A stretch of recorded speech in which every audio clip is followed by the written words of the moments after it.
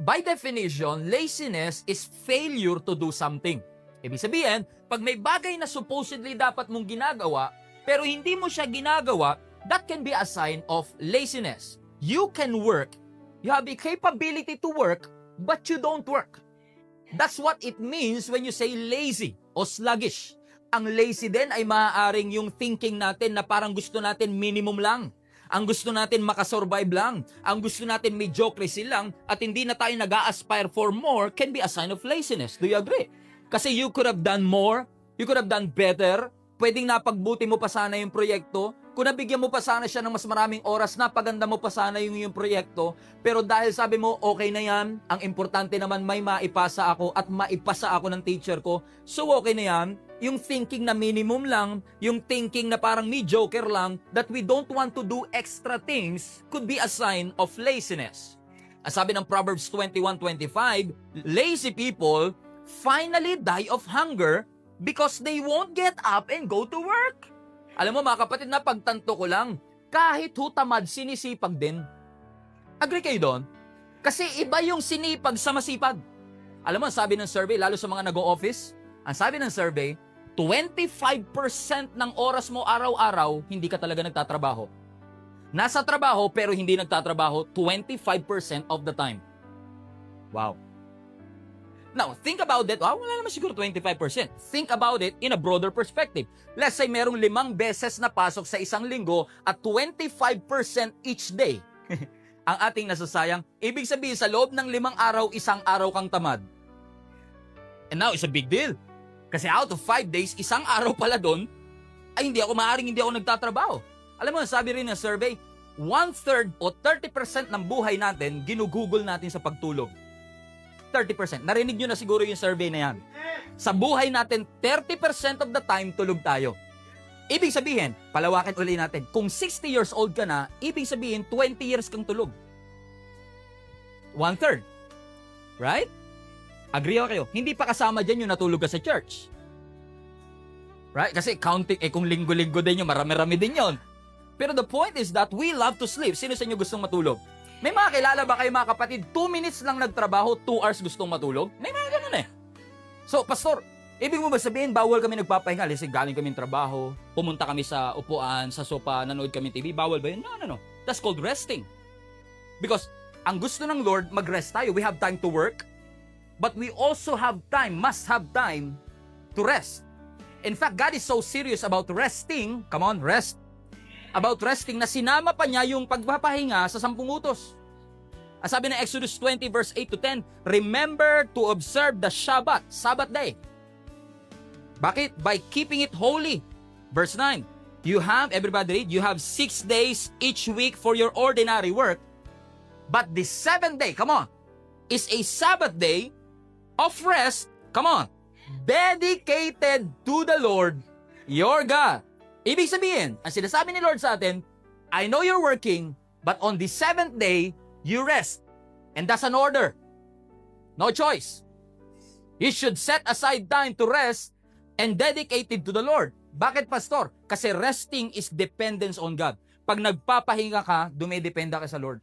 Kaya nga, di ba, kapag nandito ka sa church, sinasara mo yung tindahan mo pag Sunday? Alam mo kung bakit? Kasi nagtitiwala ka na kung ano man yung mawawalang benta mo nung nandito ka sa church, kayang doblehin ng Panginoon after. Because sabi mo, hindi na muna ako magpupunta sa church, Pastor, kasi hindi ko masara yung tindahan. Sayang naman yung kita. And I understand you. Pero do you know, mga kapatid, that when you put your dependence on Him, na isara mo yung tindahan mo if needed on a Sunday, go to church, and God has promised us that when you depend on Him, He will supply all your needs. Dapat nga ngayong linggo may pasok ka pero nag-leave ka sa work. Kasi gusto mong maka-attend ng church today. Because you want to set aside time for God. And what are you saying? Lord, I'm saying na anuman yung nawala kong pera dahil hindi ako pumasok today, nagdidepende ako na kung anuman yung nawala sa akin, ipoprovide mo kasi inuna kita at sinunod ka ang utos mo. That's what you call dependence. Kaya ang Lord is very serious about resting kasi gusto ng Lord, dumepende tayo sa Kanya. When you don't rest, you don't depend on Him. Si Satan nga, Pastor, hindi nagpapahinga. Dapat di kami nagpapahinga. Double time nga siya, dapat may triple time. Walang problema, si Satan hindi nagpapahinga, pero si Lord nagpapahinga. Kung hindi ka nagpapahinga, si Lord nagpapahinga, sinong pattern natin? Kaya ang sabi ng Psalms 23, the Lord is my shepherd, I shall not want, He makes me lie down. There you go, rest. He makes you lie down. If you don't want to lie down, He will make you lie down. You want that? Do you want that? God is so serious. Pastor, bakit kailangan ng pahinga? Nandun sa karugtong For He restores your soul. Because when you rest, your soul is being restored. Pahinga din pag may time. Kasi kapag nagpapahinga ka, nare-restore ang puso mo. Nare-restore ang soul mo. Sa free time mo, nagkakaroon ng freeing yung soul. Lumalaya ang ating kaluluwa. Amen? Pero hindi naman pwedeng puro pahinga. Kasi tingnan nyo to ha. Ang sabi sa verse 10, the seventh day is a Sabbath day dedicated to the Lord. Pero deserve mo lang yung verse 10 kapag ginawa mo yung verse 9. Ano yung verse 9? 6 days you work and then you rest. You cannot rest when you don't work. Papahinga ka pa, di ka nagtrabaho. Kasi, ang pagpapahinga utos, pero yung verse 9 utos din. Right. So, God commanded us to rest, but God also commanded us to work. Pastor, di ba, work is a curse? No, my friend. You don't read your Bible right. Work is not a curse. Work is not, sweat is the curse. The laborious toil while we work is a curse. Not the work, but the frustration of work is the curse. Yung napo-frustrate tayo, nahihirapan tayo, nagsusweat tayo, that's a curse. But the work itself is not a curse. Why? Because may work na bago pa bumagsak si Adan at Eva. Ang unang trabaho ng Lord kay Adan, maging gardener. Tagapag-alaga ng Garden of Eden. Right? You name the animals. That's a job. So ang trabaho nandun na bago pa bumagsak si Adan at Eva. Therefore, ang work hindi consequences ng kasalanan. It's a gift. Work is a gift. Yeah, we rest from time to time. We rest on the seventh day. We set aside time dedicated for the glory of God. But we should work. And we don't deserve rest when we don't work. We don't deserve food when we don't work. Alam niyo, ang mas masaklap mga kapatid, sometimes people are too lazy to pray. Gusto ng breakthrough pero tamad manalangin. Gusto natin ng miracle pero tamad tayong maniwala sa Panginoon. It doesn't work that way. Pastor, naka-receive ako ng word. Naka-receive ako ng pangako and that's good. Pero receiving the word is not enough. You receive the word and do the work. So you receive the W-O-R-D, but you have to do the W-O-R-K. Our laziness must submit to the heavenly purpose of God in our lives. May heavenly purpose ng Diyos May goal ang Panginoon for us. May purpose ang Panginoon sa iyo. And you can be better. You can do more. You can be more. But you have to command that laziness to submit to the heavenly purpose of God in your life. Sometimes you feel lazy, parang ayaw mong bumangon papunta sa church, but you have to command the laziness, huwag ka muna ngayon. This Sunday service is too important para magpadaig ako sa aking katamaran. May mga kanya-kanya tayong preference. Minsan pag-isa mo sa umaga, mas prefer mo matulog kaysa pumunta ng church. Mas prefer natin minsan magstay sa bahay kaysa pumasok sa work. May mga ganong feeling, lalo pag makulimlim ang panahon. Pero alam mo mga kapatid, dapat yung preference natin lumuluhod sa purpose ng Diyos sa buhay natin. Dapat hindi preference natin kundi dapat yung purpose ng Panginoon ang manaig sa atin. Sikapin natin sa tulong ng ating Panginoon na, Lord, gusto ko, yung katamaran ko, yumukod sa purpose mo sa buhay ko. Hindi yung lagi lang tayo antay ng antay. Antay ng antay. Kamusta ka na? Ito, nag-aantay pa rin ako sa mga blessing ng Panginoon sa ating buhay. Hindi masamang mag-antay tayo, but sometimes in life, we are waiting for God to move, and God is waiting for you to move. Sinong gagalaw? Right? Sometimes we are waiting, God, do your work, and God is saying, you do your work. We are waiting for the move of God, and sometimes we are the move of God. Colossians 3:23, ang sabi rito, whatever you do, work at it with all your heart. Look at this, as working for the Lord. Ang trabaho ko pala, hindi lang job to. My work is my worship to God. When I work, I worship God. Because I'm doing it for the Lord. And you know what? When you have that mindset that everything I do it for the Lord, it will change everything. What is our motivation why we work? What is our motivation kung bakit tayo nagninegosyo? What is our motivation why we wake up in the morning? Ang magandang motivation is always, I do this because I work for the Lord. My employer is my God. Kasi kung ang motivation lang natin, kaya tayo nananalangin kasi may problema, mababaw na motivation. Na kaya tayo umaattend kasi napaalalahanan tayo, mababaw na motivation. Na nagbabasa tayo kasi wala na tayong magawa. Mababaw na motivation. But when we do it for the glory of God, and we understand that our life is a worship to God, it will change everything.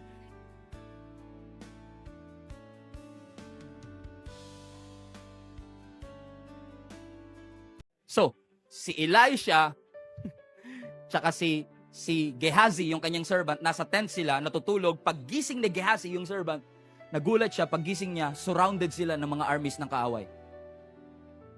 Siguro sa isip niya, there's no way that we can win this battle. There's no way na makakalampas pa tayo dito. Ginising niya sa Elisha niya, Boss, we have a problem. Surrounded tayo ng mga kaaway natin.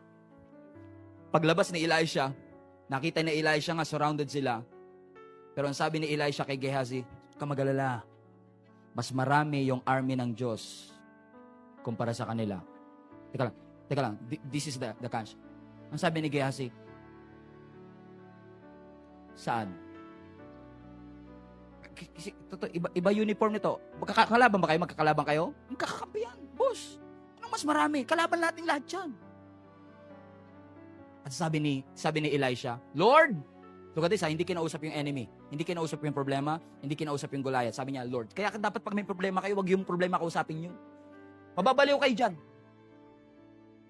Ang kausapin nyo yung Diyos. Sabi niya, Lord, sabi niya kay Gehazi, Lord, open his eyes. So may nakikita pala si Elisha na hindi nakikita ni Gehazi.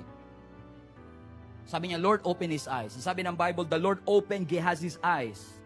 At nakita ni Gehazi, may nakapalibot palang army of angel doon sa mga nakapalibot sa... Hindi niya nakikita. Look at this. Hindi pinaalis yung kaaway. Hindi pinabagsak yung kaaway. Walang nangyari sa kaaway. Kaaway pa rin. Ang nangyari lang, binuksan yung mata niya.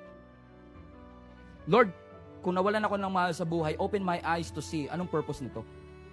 Open my eyes to see that you have a purpose behind all these things. Kasi minsan, pag may problema tayo, ang gusto natin way out. Lumabas, tumakas. And that's natural. Pero we don't live in a natural. We live in the supernatural. Why don't you start saying, God, open my eyes. Let faith arise. And open my eyes to see the things that I've never seen before. I will choose faith always over logic. Faith always over experiences. Mas pipiliin ko manampalataya na lang kasi I want to challenge this church. Can I challenge you guys? I want to challenge you guys na maging big thinker, risk taker, faith-filled. We should be the kind of church that always believe for the impossible. We should be the kind of church that always seek for the miracle, seeking for the breakthrough, mga kapatid, na lagi nating hinahanap, Lord, alam ko may purpose ka. And I'm willing to have a risky, crazy, dramatic faith for me to experience the dramatic miracles that I've been looking for in my life. Mga kapatid, you cannot have an upgrade kung walang laban. You need to fight this battle. Gusto mo success, kailangan may sacrifice. Gusto mo ng breakthrough, kailangan maniwala ka. Gusto mo ng miracle, kailangan matuto tayong manalig at manampalataya sa ating Panginoon. You cannot have a miracle without stepping out of your comfort zone and say, Lord, I believe. Help me with my unbelief.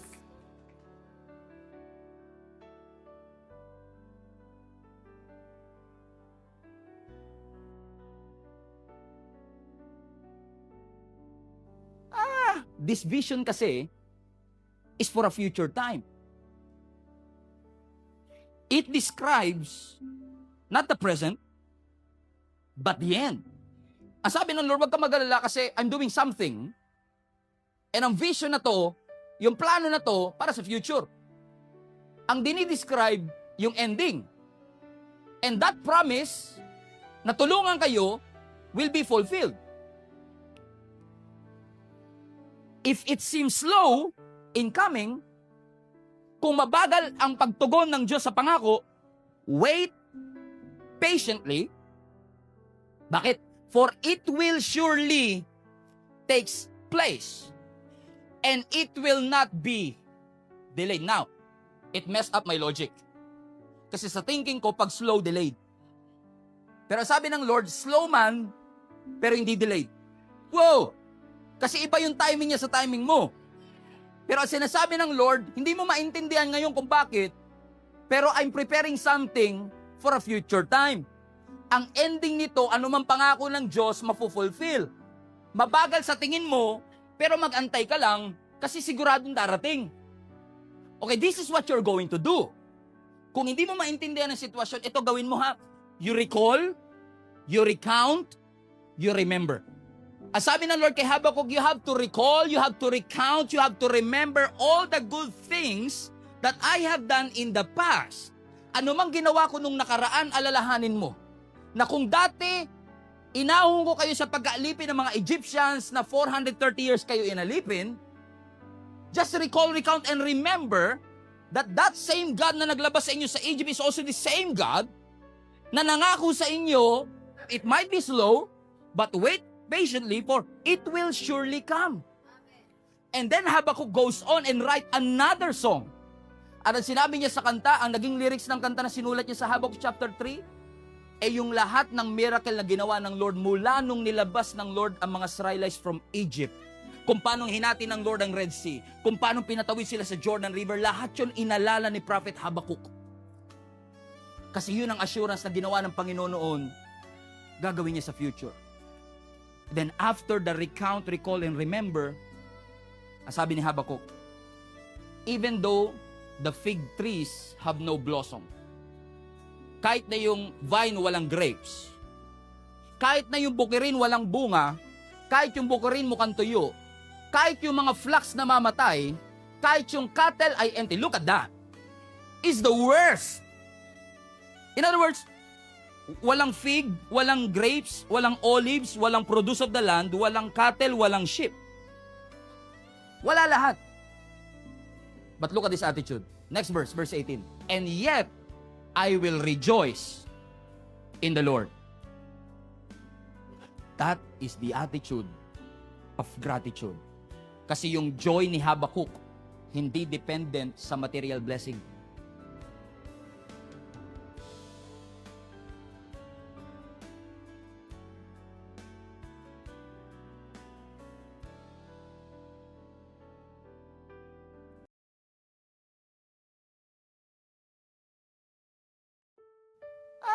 This vision kasi is for a future time. It describes not the present, but the end. Ang sabi ng Lord, wag ka mag-alala kasi I'm doing something. And ang vision na to, yung plano na to, para sa future. Ang dinidescribe, yung ending. And that promise, na tulungan kayo, will be fulfilled. If it seems slow in coming, kung mabagal ang pagtugon ng Diyos sa pangako, wait patiently. Bakit? For it will surely takes place. And it will not be delayed. Now, it messed up my logic. Kasi sa thinking ko, pag slow, delayed. Pero sabi ng Lord, slow man, pero hindi delayed. Wow! Kasi iba yung timing niya sa timing mo. Pero sinasabi ng Lord, hindi mo maintindihan ngayon kung bakit, pero I'm preparing something for a future time. Ang ending nito, anumang pangako ng Diyos, mafulfill. Mabagal sa tingin mo, pero mag-antay ka lang kasi siguradong darating. Okay, this is what you're going to do. Kung hindi mo maintindihan ang sitwasyon, ito gawin mo ha. You recall, you recount, you remember. Ang sabi ng Lord kay Habakkuk, you have to recall, you have to recount, you have to remember all the good things that I have done in the past. Ano mang ginawa ko nung nakaraan, alalahanin mo. Na kung dati, inahon ko kayo sa pag-aalipin ng mga Egyptians na 430 years kayo inalipin, just recall, recount, and remember that that same God na naglabas sa inyo sa Egypt is also the same God na nangako sa inyo, It might be slow, but wait patiently, for it will surely come. And then Habakkuk goes on and write another song. At ang sinabi niya sa kanta, ang naging lyrics ng kanta na sinulat niya sa Habakkuk chapter 3, yung lahat ng miracle na ginawa ng Lord mula nung nilabas ng Lord ang mga Israelites from Egypt. Kung paano hinati ng Lord ang Red Sea, kung paano pinatawid sila sa Jordan River, lahat yun inalala ni Prophet Habakkuk. Kasi yun ang assurance na ginawa ng Panginoon noon, gagawin niya sa future. Then after the recount, recall, and remember, ang sabi ni Habakkuk, even though the fig trees have no blossom, kahit na yung vine walang grapes, kahit na yung bukirin walang bunga, kahit yung bukirin mukhang tuyo, kahit yung mga flax na mamatay, kahit yung cattle ay empty. Look at that. It's the worst. In other words, walang fig, walang grapes, walang olives, walang produce of the land, walang cattle, walang sheep. Wala lahat. But look at this attitude. Next verse, verse 18. And yet, I will rejoice in the Lord. That is the attitude of gratitude. Kasi yung joy ni Habakkuk, hindi dependent sa material blessing.